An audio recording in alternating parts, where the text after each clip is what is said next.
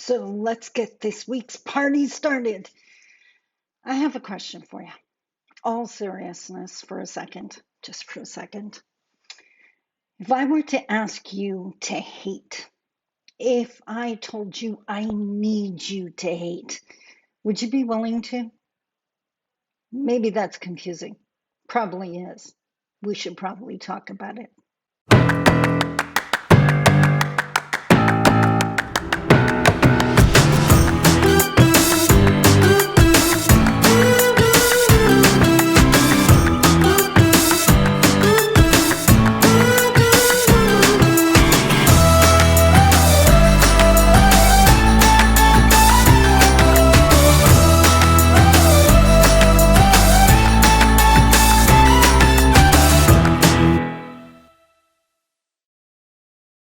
Bonjour.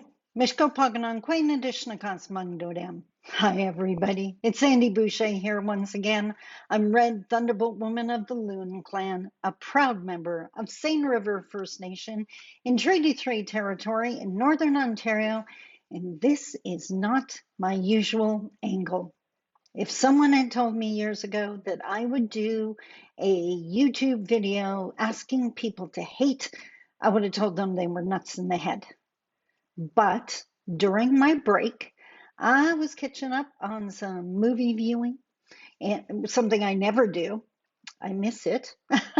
Definitely something I have to do in the future. And I forget what movie I was watching, but I came across a quote. It's a quote from Malcolm X.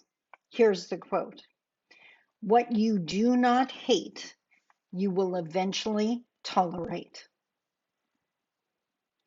What you do not hate, you will eventually tolerate." So, no surprise here. I need you to hate racism. No more silence. No more, it wasn't that bad. No more minimizing. I need you to hate it. I need you in joining me in creating spaces that have no room for racist comments and attitudes. I need you to hate exclusion. All of those systems that were built that have excluded Indigenous people pretty much since the settlers got here. And I need you to hate the crappy treatment of marginalized people. Why can we not have all the same benefits? Why can we not have equal access to healthcare? Why can we not have the supports we need? That's human beings looking after human beings. And we need to hate anything less than that. Whoops, I just dropped a post-it note. Be right back.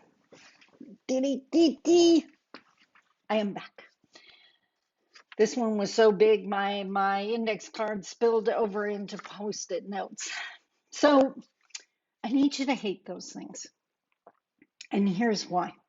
And this is going to be blunt and direct and true Sandy Red Thunderbolt style.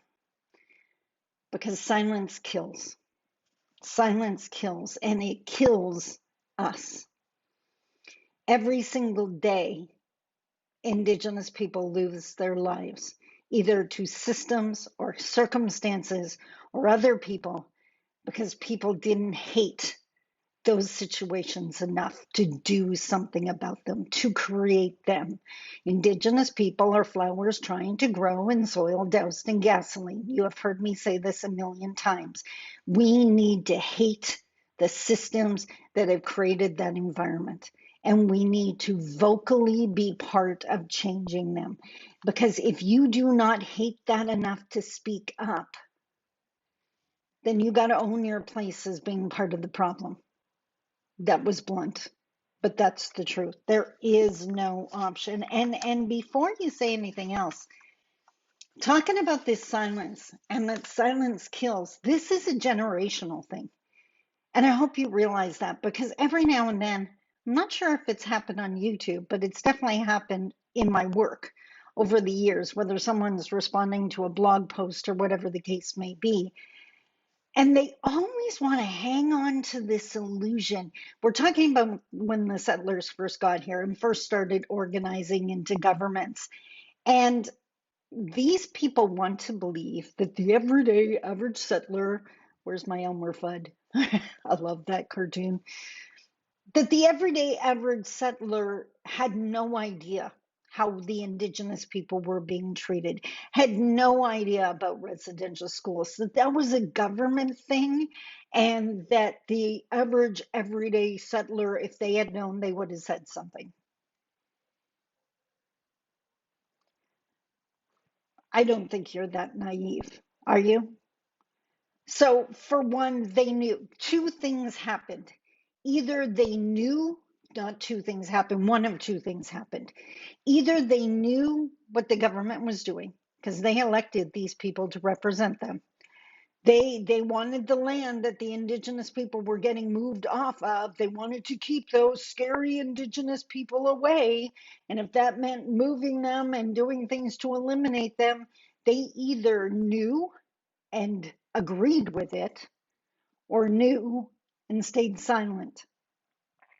Both just as bad. So maybe you're not spitting out the racist garbage. But if you're not saying something when the other person does, and you're in that room, equally as guilty. Do you understand what I mean? So we gotta hate on this. White silence is a huge problem when it comes to marginalized people. This is not just our fight. If you want to be proud of Canada, then we have to change these systems that no one should be proud of.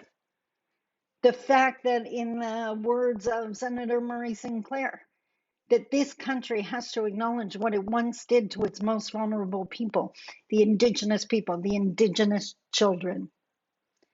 So I need you to start hating on these systems, on these structures, on these environments that have created way too many indigenous deaths before their time. I always advocate for love, but sometimes what I need people to do is hate. Do not tell me that that is too strong of a word, because that would be minimizing Indigenous pain. This is not the place where that's allowed. My block delete works. I hope that makes sense. We got a week of a whole bunch of different videos. I hope you're going to enjoy it. I love you. Take care. Bye bye.